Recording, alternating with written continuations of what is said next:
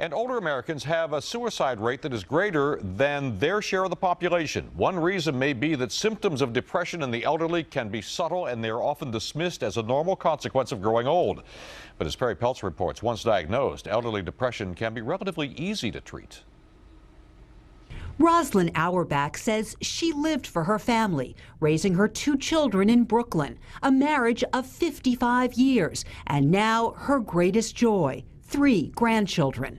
But at one time, Rosalind says she couldn't enjoy her family at all because she became depressed. I wanted to say, I'm going to give up, and I don't want to live anymore. I knew how to load and unload a gun in the dark. Phyllis, now 75 years old, says suicide was never far from her thoughts. The depression, she says, was relentless. You feel like you're worthless, that there's nothing more for you to do. Why are you here?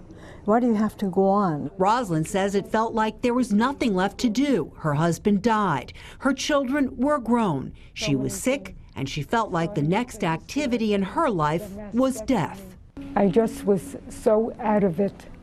I didn't know which way to turn. Rosalind didn't turn for help. She just assumed the depression was just another part of aging that she would live with until she died. Contrary to popular belief, depression is not a natural part of aging. Not natural and very treatable if diagnosed, but diagnosis can be difficult. Sometimes it can be tricky diagnosing depression in the elderly because very often those signs are very subtle. And if there's some early dementia and some cognitive loss, those signs in terms of diagnosing depression can be quite subtle. Subtle, but there. Symptoms include persistent sadness, feelings of worthlessness, changes in weight, tearfulness, pacing and fidgeting, and excessive worry. The good news, depression in the elderly can be treated. But first, a doctor must rule out that medications already being taken for other ailments like diabetes and hypertension are not the cause of the depression. After that, counseling and drug therapy can make a significant improvement. Life is worth living, and there's a lot of pleasure that one can derive in life, even in their 80s and their 90s.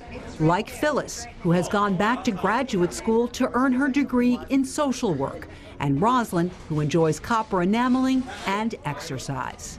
I put a smile on my face because when you cry alone. And that's not the way to be. You have to be out and amongst people in order to make sure that you forget yourself just a little bit.